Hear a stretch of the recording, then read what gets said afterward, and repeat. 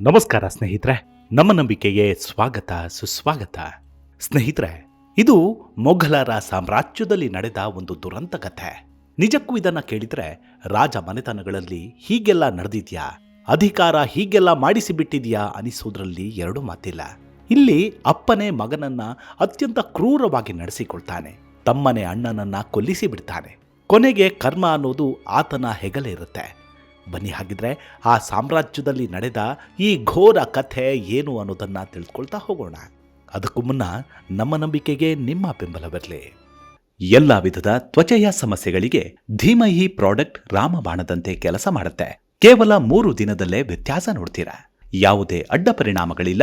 Chemical ರಹಿತವಾದ 16 ನೈಸರ್ಗಿಕ ಪದಾರ್ಥಗಳ ಮಿಶ್ರಣದಿಂದ ತಯಾರಾದ 100% ಆರ್ಗ್ಯಾನಿಕ್ ಧೀಮಹಿ ಪ್ರಾಡಕ್ಟ್. ಹೆಚ್ಚಿನ ಮಾಹಿತಿಗಾಗಿ ಕೆಳಕಂಡ ದೂರವಾಣಿಗೆ ಸಂಪರ್ಕಿಸಿ. ಸ್ನೇಹಿತರೆ, ಮೊಘಲರು ಅಂದ್ರೆ ಹೆಚ್ಚಾಗಿ ಕೇಳಿ ಬರೋದು ಏನು ಹೇಳಿ?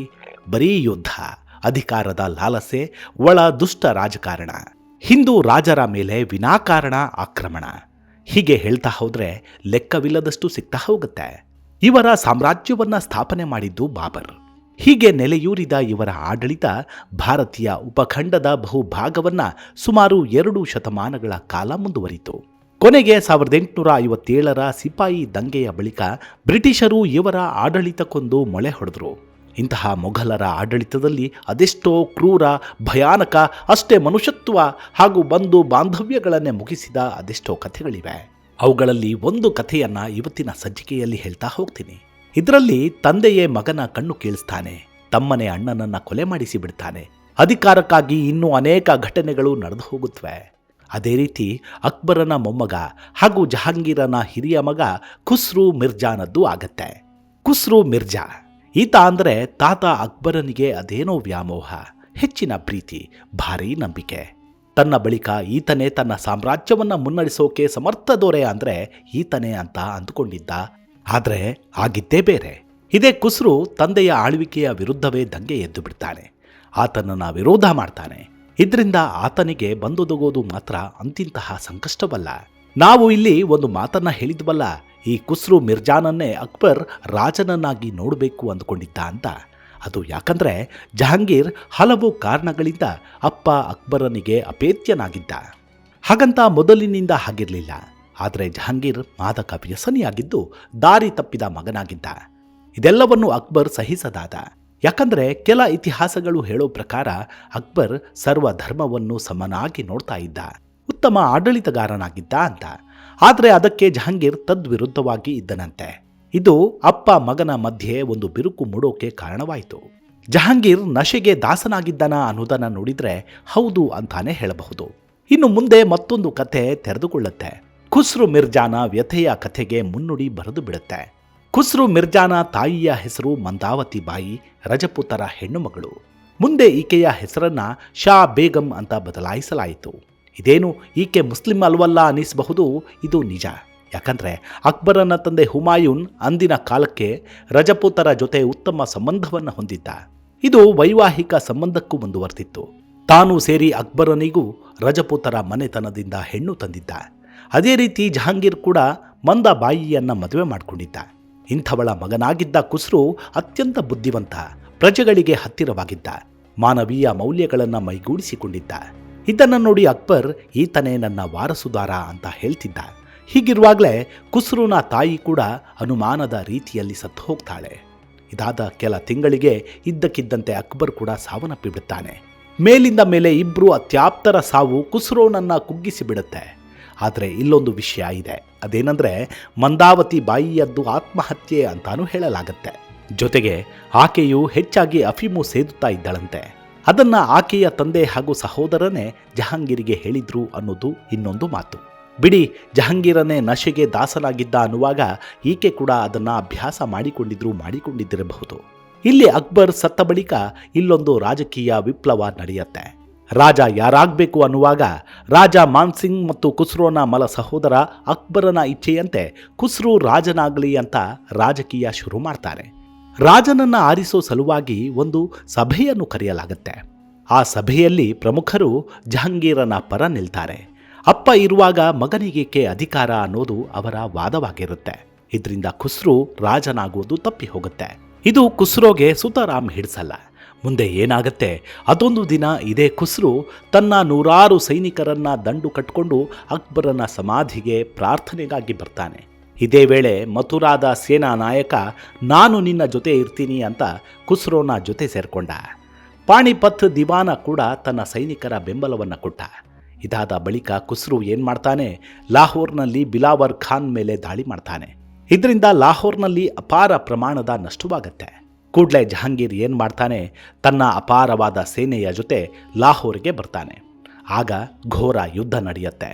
ಖುಸ್ರೋನ ಪರ ಇದ್ದ ಸೈನಿಕರಿಗಿಂತ ಜಹಾಂಗೀರ ಸೈನಿಕರು ಹೆಚ್ಚಿನ ಸಂಖ್ಯೆಯಲ್ಲಿ ಇರ್ತಾರೆ. ಜೊತೆಗೆ ಬಿಲಾವರ್ ಖಾನ್ನ ಸೈನಿಕರು ಕೂಡ ಇರ್ತಾರೆ. ಇವರನ್ನ ಎದುರಿಸಲಾಗದ ಖುಸ್ರೋ ಯುದ್ಧದಲ್ಲಿ ಸೋತು ಬಿಡ್ತಾನೆ. ಬಳಿಕ ಖುಸ್ರೋನ ನಿಲುವು ಏನಾಗಿರುತ್ತೆ ಅಂದರೆ ಜಹಾಂಗೀರನ ಸೇನೆಗೆ ಸಿಗದೆ ತಪ್ಪಿಸಿಕೊಳ್ಳೋದು ಆಗಿರುತ್ತೆ. ಆದರೆ ಅಪಾರ ಪ್ರಮಾಣದಲ್ಲಿದ್ದ ಜಹಾಂಗೀರನ ಸೇನೆ ಬಿಡದೆ ಹಿಂಬಾಲಿಸಿ ಖುಸ್ರೋ ಹಾಗೂ ಆತನ ಬೆಂಬಲಿಗರನ್ನ ಬಂಧಿಸಿ ಬಿಡುತ್ತೆ. ಬಳಿಕ ನಡೆಯೋದೇ ಘೋರಾತಿ ಘೋರ. ಅಪ್ಪನ ಸೇನೆಯ ಕೈಗೆ ಸಿಕ್ಕಾಕಿಕೊಂಡ ಖುಸ್ರೋನನ್ನ ಜಹಾಂಗೀರ್ ಕ್ಷಮಿಸಿ ಬಿಡಬಹುದು ಅಂತಾನೆ ಎಲ್ಲರೂ ಅಂದುಕೊಂಡಿರ್ತಾರೆ. ಆದರೆ ಈ ವಿಚಾರದಲ್ಲಿ ಜಹಾಂಗೀರ್ ಅತ್ಯಂತ ಕ್ರೂರಿಯಾಗಿಬಿಟ್ಟಿದ್ದ. ಸೈನಿಕರು ಖುಸ್ರೋನನ್ನ ಒಂದು ಆನೆಯ ಮೇಲೆ ಕೂರಿಸಿಕೊಂಡು ಮೆರವಣಿಗೆ ಮಾಡ್ತಾರೆ. ಹೀಗೆ ಮೆರವಣಿಗೆ ಸಾಗಿ ಬರೋ ಹಾದಿಯಲ್ಲೇ ಖುಸ್ರೋನಿಗೆ ಬೆಂಬಲ ಕೊಟ್ಟವರನ್ನ ಶೂಲಕ್ಕೇರಿಸಿ ಅಮಾನುಷವಾಗಿ ಕೊಲ್ಲಲಾಗಿರುತ್ತೆ. ಇದನ್ನು ನೋಡಿದ ಖುಸ್ರೋ ತನಗೂ ಅದೇ ರೀತಿ ಆಗಬಹುದು ಅಂದುಕೊಂಡ. ಆದರೆ ಎಷ್ಟೇ ಆದರೂ ನಾನು ಮಗ ತಾನೆ, ನೋಡೋಣ ಅಂದುಕೊಂಡ ಖುಸ್ರೋ. ಆದರೆ ಆಗಿದ್ದೇ ಬೇರೆ. ಆನೆಯ ಮೇಲೆ ಮೆರವಣಿಗೆ ಮಾಡಿಕೊಂಡು ಬಂದ ಖುಸ್ರೋನನ್ನ ಅರಮನೆಗೆ ಕರೆದುಕೊಂಡು ಬರಲಿಲ್ಲ. ಬದಲಿಗೆ ರಾಜದ್ರೋಹದ ಆರೋಪದ ಮೇಲೆ ಸೆರೆಮನೆಗೆ ತಳ್ಳಲಾಯಿತು. ಅಷ್ಟೇ ಅಲ್ಲ, ಕಾದ ಕಬ್ಬಿಣದ ಸಲಾಖೆಯಿಂದ ಆತನ ಕಣ್ಣುಗಳನ್ನು ಚುಚ್ಚಲಾಯಿತು. ಇದೆಂತಹ ವಿಪರ್ಯಾಸ ನೋಡಿ. ಜನ್ಮ ನೀಡಿದ ಮಗನನ್ನೇ ಇಷ್ಟೊಂದು ಕ್ರೂರತೆಗೆ ತಳ್ಳೋದು ಅಂದರೆ ಏನರ್ಥ ಅಲ್ವಾ? ಆದರೆ ಇಲ್ಲಿ ಜಹಾಂಗೀರ್ ಇಂಥದೊಂದು ಶಿಕ್ಷೆಯನ್ನ ಮಗನಿಗೆ ಕೊಡಿಸಿಬಿಟ್ಟ. ತಾತ ಅಕ್ಬರ್ ಆಸೆಯಂತೆ ರಾಜನಾಗಿದ್ರೆ ವೈಭೋಗದಿಂದ ಮೆರೆಯಬಹುದಿತ್ತು. ಆದರೆ ಅದಾಗದೆ ಕಣ್ಣು ಕಳೆದುಕೊಂಡು ಖುಸ್ರೋ ಕತ್ತಲ ಕೋಣೆಯಲ್ಲಿ ಕಳೆಯಬೇಕಾಯಿತು. ಒಂದ್ ಕಡೆ ಮಗನನ್ನ ಸೆರೆಮನೆಗೆ ತಳ್ಳಿಸಿ ಕಣ್ಣು ಕೇಳಿಸಿದ ಅಪ್ಪ ಜಹಾಂಗೀರ್ ಸ್ವಲ್ಪವೂ ಪಶ್ಚಾತ್ತಾಪ ಪಡದೆ ಆಳ್ವಿಕೆ ನಡೆಸಿರ್ತಾನೆ.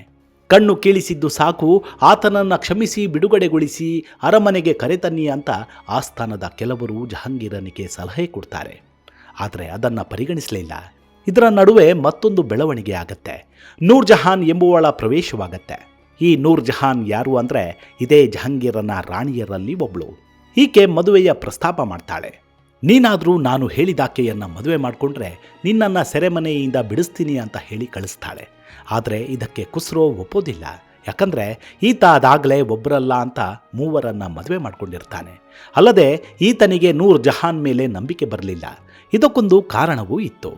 ಇಲ್ಲಿ ಈತನ ಮೊದಲ ಹೆಂಡತಿಯ ಅಪ್ಪ ಮನಸ್ಸು ಮಾಡಿದಿದ್ರೆ ಖುಸ್ರೋನನ್ನ ಬಂಧನದಿಂದ ಬಿಡಿಸೋದು ಕಷ್ಟದ ಮಾತಾಗಿರಲಿಲ್ಲ. ತನ್ನ ಮಗಳ ಬಾಳು ಗಂಡನಿಲ್ಲದಂತೆ ಆಗಿ ಹೋಗುತ್ತೆ ಅನ್ನೋ ಕಾರಣದಿಂದಾದರೂ ಆತ ಜಹಾಂಗೀರನ ಬಳಿ ಮಾತನಾಡಿ ಖುಸ್ರೋನನ್ನ ಬಿಡಿಸಬಹುದಿತ್ತು. ಆದರೆ ಆತ ಹಾಗೆ ಮಾಡಲಿಲ್ಲ. ಇನ್ನು ಆತನೇ ತನ್ನನ್ನು ಬಿಡುಗಡೆ ಮಾಡಿಸಲು ಮನಸ್ಸು ಮಾಡದೇ ಇರುವಾಗ ನೂರ್ ಜಹಾನ್ ಸಹಾಯ ಮಾಡ್ತಾಳೆ. ಇದು ನಂಬೋ ಮಾತಾ ಅಂತ ಆಕೆ ಕೊಟ್ಟ ಪ್ರಸ್ತಾಪವನ್ನು ತಳ್ಳಿ ಹಾಕಿಬಿಟ್ಟ. ಇನ್ನು ಈಕೆಯ ತಮ್ಮನ ಮಗಳನ್ನ ಜಹಾಂಗೀರನ ಕೊನೆಯ ಮಗ ಅಂದರೆ ಖುಸ್ರೋನ ತಮ್ಮ ಖುರ್ರಂಗೆ ಕೊಟ್ಟು ಮದುವೆ ಮಾಡಲಾಗಿರುತ್ತೆ. ಇದರಿಂದ ಇಲ್ಲಿ ಏನೋ ಆಟವಿದೆ, ಸುಮ್ಮನೆ ಇವರು ಇಂತಹ ಮಾತುಕತೆ ಮಾಡ್ತಿಲ್ಲ ಅನ್ನೋದು ಖುಸ್ರೋಗೆ ಗೊತ್ತಾಗತ್ತೆ. ಇನ್ನೂ ಒಂದು ವಿಷಯ ಅಂದರೆ ಈಗ ಬಂಧನದಲ್ಲಿ ಇರುವ ನನ್ನನ್ನು ಯಾವಾಗ ಬೇಕಾದರೂ ಕೊಲ್ಲಬಹುದು ಅನ್ನೋದು ಗೊತ್ತಿರುತ್ತೆ. ಇದರಿಂದ ನೂರ್ ಜಹಾನ್ ಹೇಳಿಕೆ ಮಾತನ್ನು ಸಾರಾಸಗಟಾಗಿ ತಳ್ಳಿ ಹಾಕಿಬಿಡ್ತಾನೆ ಖುಸ್ರೋ. ಇಲ್ಲಿ ಈತ ಯೋಚನೆ ಮಾಡಿದಂತೆಯೇ ನಡೆದು ಹೋಗುತ್ತೆ. ಯಾವಾಗ ಈ ಪ್ರಸ್ತಾಪವನ್ನು ಖುಸ್ರೋ ಒಪ್ಪೋದಿಲ್ವೋ ಆಗ ಈತನ ಉಸ್ತುವಾರಿ ವಹಿಸಿಕೊಂಡಿದ್ದ ಇದೇ ನೂರ್ ಜಹಾನ್ನ ಸಹೋದರ ಈತನನ್ನ ದೆಹಲಿ ಸೆರೆಮನೆಯಿಂದ ದಖನ್ ರಾಜಧಾನಿಗೆ ಸ್ಥಳಾಂತರ ಮಾಡ್ತಾನೆ. 1-2 ವರ್ಷಗಳ ಬಳಿಕ ಅಲ್ಲಿನ ಕೋಟೆಯಲ್ಲಿ ಖುಸ್ರೋನನ್ನ ಉಸಿರುಗಟ್ಟಿಸಿ ಕೊಲೆ ಮಾಡಲಾಗತ್ತೆ. ಆದರೆ ಖುಸ್ರೋ ತೀವ್ರವಾದ ಹೊಟ್ಟೆ ನೋವು ತಾಳಲಾರದೆ ಸತ್ತು ಹೋದ ಅಂತ ಸುದ್ದಿಯನ್ನು ಹಬ್ಬಿಸಲಾಗತ್ತೆ. ಇದರ ಹಿಂದೆ ಒಬ್ಬಾತ ಇರ್ತಾನೆ. ಆತ ಬೇರೆ ಯಾರೂ ಅಲ್ಲ, ಖುರ್ರಂ. ಆತ ಯಾರು ಅನ್ನೋದನ್ನು ಮುಂದೆ ಹೇಳ್ತೀವಿ. ಇದಾದ ಮೇಲೆ ಜಹಾಂಗೀರ್ ಸಾವನ್ನಪ್ಪುತ್ತಾನೆ. ಆಗ ರಾಜ ಯಾರಾಗಬೇಕು ಅನ್ನೋ ಪ್ರಶ್ನೆ ಎದುರಾಗತ್ತೆ. ಇದೇ ವಿಷಯ ತಾರಕಕ್ಕೆ ಇರುತ್ತೆ. ಆಗ ಮತ್ತೆ ನೂರ್ ಜಹಾನ್ ಹಾಗೂ ಆಕೆಯ ತಮ್ಮ ಮತ್ತೊಂದು ಆಟವನ್ನಾಡ್ತಾರೆ. ಅದೇನೆಂದರೆ ಜಹಾಂಗೀರನ 3ನೇ ಮಗ ಶಹರ್ಯಾರ್ ರಾಜನಾಗ್ಲಿ ಅಂತಾಳೆ. ಆದರೆ ಆಕೆಯ ಸಹೋದರ ತನ್ನ ಮಗಳ ಗಂಡ ಖುರ್ರಂ ಸಾಮ್ರಾಟನಾಗಲಿ ಅಂತ ಹೇಳ್ತಾನೆ. ಇದು ನಡೆಯಲ್ಲ. ಆಗ ನೂರ್ ಜಹಾನ್ ಹಾಗೂ ಖುರ್ರಂ ಸೇರಿ ಒಂದು ತಂತ್ರವನ್ನ ಮಾಡ್ತಾರೆ. ಅದೇನೆಂದ್ರೆ ಸತ್ತೋದ ಖುಸ್ರೋನ ಮಗ ಧವರ್ ಭಕ್ಷನನ್ನ ರಾಜನನ್ನಾಗಿ ಮಾಡ್ತಾರೆ. ಈತ ಸುಮಾರು 6 ವರ್ಷಗಳ ಕಾಲ ಅಧಿಕಾರ ನಡೆಸ್ತಾನೆ. ಇದಾದ ಮೇಲೆ ಖುರ್ರಂ ಸುಮ್ಮನೆ ಇರಲ್ಲ. ಸಿಂಹಾಸನಕ್ಕಾಗಿ ಯಾರೆಲ್ಲ ಪೈಪೋಟಿ ಮಾಡಬಹುದೋ ಅವರನ್ನೆಲ್ಲ ಹತ್ಯೆ ಮಾಡಿಸಿ ಬಿಡ್ತಾನೆ. ಜೊತೆಗೆ ಧವರ್ ಭಕ್ಷನನ್ನ ಕೊಲ್ಲಿಸಿ ಕೊನೆಗೆ ತಾನು ಸಿಂಹಾಸನ ಏರ್ತಾನೆ. ಇಲ್ಲೊಂದು ವಿಷಯವನ್ನ ಹೇಳಬೇಕು. ಎಲ್ಲ ವಿಧದ ತ್ವಚೆಯ ಸಮಸ್ಯೆಗಳಿಗೆ ಧೀಮಹಿ ಪ್ರಾಡಕ್ಟ್ ರಾಮಬಾಣದಂತೆ ಕೆಲಸ ಮಾಡುತ್ತೆ. ಕೇವಲ 3 ದಿನದಲ್ಲೇ ವ್ಯತ್ಯಾಸ ನೋಡ್ತೀರಾ. ಯಾವುದೇ ಅಡ್ಡ ಪರಿಣಾಮಗಳಿಲ್ಲ. ಕೆಮಿಕಲ್ ರಹಿತವಾದ 16 ನೈಸರ್ಗಿಕ ಪದಾರ್ಥಗಳ ಮಿಶ್ರಣದಿಂದ ತಯಾರಾದ 100% ಆರ್ಗ್ಯಾನಿಕ್ ಧೀಮಹಿ ಪ್ರಾಡಕ್ಟ್. ಹೆಚ್ಚಿನ ಮಾಹಿತಿಗಾಗಿ ಕೆಳಕಂಡ ದೂರವಾಣಿಗೆ ಸಂಪರ್ಕಿಸಿ. ಯಾರು ಈ ಖುರ್ರಂ ಅಂತೀರಾ? ಈತ ಬೇರೆ ಯಾರೂ ಅಲ್ಲ. ಯಾರು ಪತ್ನಿಗಾಗಿ ಪ್ರೇಮ ಸೌಧವನ್ನ ಕಟ್ಟಿಸಿದ ಅಂತ ಹೇಳ್ತೀವಲ್ಲ, ಅದೇ ಶಹಜಹಾನ್. ಈತನಿಗೆ ಖುರ್ರಂ ಅಂತಾನು ಹೇಳ್ತಾ ಇದ್ರು. ಹೀಗೆ ಸ್ವಂತ ಅಣ್ಣ ಖುಸ್ರೋನ ಕೊಲ್ಲಿಸಿ ಬಂಧು ಬಳಗವನ್ನೆಲ್ಲ ಸಾಯಿಸಿ ತಾನು ಸಾಮ್ರಾಟನಾದ. ಆದರೆ ಕರ್ಮ ಅಂತ ಒಂದಿರುತ್ತಲ್ವಾ, ಅದು ಯಾರನ್ನೂ ಸುಮ್ಮನೆ ಬಿಡುವುದಿಲ್ಲ. ಅದೇ ರೀತಿ ಈತನಿಗೂ ಆಯಿತು. ಮುಂದೆ ಈತ ಮಕ್ಕಳಾಗದ ಔರಂಗಜೇಬ್ ಹಾಗೂ ಡರ್ ಶಿಕೋವ್ ನಡುವೆ ಸಿಂಹಾಸನಕ್ಕಾಗಿ ಕಿತ್ತಾಟ ನಡೆಯುತ್ತೆ. ಔರಂಗಜೇಬ ಏನು ಮಾಡ್ತಾನೆ, ಡರ್ ಶಿಕೋವ್ ಸೇರಿದಂತೆ ಅನೇಕರನ್ನ ಕೊಂದು ಹಾಕ್ತಾನೆ. ಅಷ್ಟೇ ಅಲ್ಲ, ತಂದೆ ಶಹಜಹಾನ್ನನ್ನೇ ಸೆರೆಮನೆಗೆ ತಳ್ಳಿಸಿಬಿಡ್ತಾನೆ. ಇಲ್ಲಿ ಶಹಜಹಾನ್ಗೆ ಕೊನೆಗೆ ತನ್ನ ತಪ್ಪಿನ ಅರಿವಾಗತ್ತೆ. ಅಣ್ಣ ಖುಸ್ರೋ, ಆತನ ಮಗ, ಹೀಗೆ ಅನೇಕರನ್ನ ಬಲಿ ಹಾಕಿದ್ದ ಈತ ಸೆರೆಮನೆಯಲ್ಲಿ ಅದಕ್ಕಾಗಿ ಯಾತನೆ ಪಡ್ತಾನೆ. ಆದರೆ ಅದೆಲ್ಲವೂ ಮುಗಿದು ಹೋದ ಕಥೆಯಾಗಿರುತ್ತೆ. ಮಗನಿಂದಲೇ ಸೆರೆಮನೆಗೆ ತಳ್ಳಿಸಿಕೊಂಡು ಮಾಡಿದ ಕರ್ಮಕ್ಕೆ ಸರಿಯಾಗಿ ನರಳಿ ಸಾಯ್ತಾನೆ. ಮಾಡಿದ ಕರ್ಮ ಯಾರನ್ನೂ ಬಿಡುವುದಿಲ್ಲ ಅನ್ನೋದಕ್ಕೆ ಇದು ಸಾಕ್ಷಿಯಾಗತ್ತೆ. ಮೊಘಲರ ಸಾಮ್ರಾಜ್ಯ ಹೀಗೆ ಸಾಗಿಕೊಂಡು ಬಂದು ಕೊನೆಗೆ ಬಹದ್ದೂರ್ ಶಾ ಜಾಫರ್ನೊಂದಿಗೆ ಕೊನೆಯಾಗತ್ತೆ. ಸಾಕಷ್ಟು ಪ್ರಬಲರಾಗಿದ್ದ ಮೊಘಲರನ್ನ ಯಾರೂ ಮಣಿಸೋಕೆ ಆಗಿರಲಿಲ್ಲ. ಆದರೆ 1857ರ ಸ್ವತಂತ್ರ ಸಂಗ್ರಾಮದ ಸಮಯದಲ್ಲಿ ಬ್ರಿಟಿಷರ ವಿರುದ್ಧ ಈ ಬಹದ್ದೂರ್ ಶಾ ಜಾಫರ್ ಸಮರ ಸಾರ್ತಾನೆ. ಆದರೆ ಬ್ರಿಟಿಷರ ಮುಂದೆ ಸೋಲು ಅನುಭವಿಸಬೇಕಾಗತ್ತೆ. ಬ್ರಿಟಿಷರು ಬಹದ್ದೂರ್ನನ್ನ ಬಂಧಿಸಿ ಈಗಿನ ಮ್ಯಾನ್ಮಾರ್ಗೆ ಗಡೀಪಾರು ಮಾಡ್ತಾರೆ. 1862ರಲ್ಲಿ ಈ ಸಾಮ್ರಾಟ ನಿಧನನಾಗ್ತಾನೆ. ಈತನೊಂದಿಗೆ ಮೊಘಲರ ಸಾಮ್ರಾಜ್ಯ ಸಂಪೂರ್ಣವಾಗಿ ಅಂತ್ಯಗೊಳ್ಳುತ್ತೆ. ಆದರೆ ಇಲ್ಲಿ ದುರಂತ ನಾಯಕನಾಗಿ ಕಾಣುವುದು ತನ್ನ ಸಾಮ್ರಾಜ್ಯದಲ್ಲೇ ತಂದೆಯಿಂದಲೇ ಕಣ್ಣು ಕೇಳಿಸಿಕೊಂಡು ತಮ್ಮನಿಂದಲೇ ಕೊಲ್ಲಲ್ಪಟ್ಟವನು ಮಾತ್ರ, ಖುಸ್ರು ಮಿರ್ಜಾ. ಮುಂದಿನ ಸಂಚಿಕೆಯಲ್ಲಿ ಮತ್ತೆ ಸಿಗೋಣ. ಅಲ್ಲಿವರೆಗೂ ನಿಮ್ಮ ಆರೋಗ್ಯದ ಕಡೆ ಗಮನವಿರಲಿ. Take care. ನಮಸ್ಕಾರ.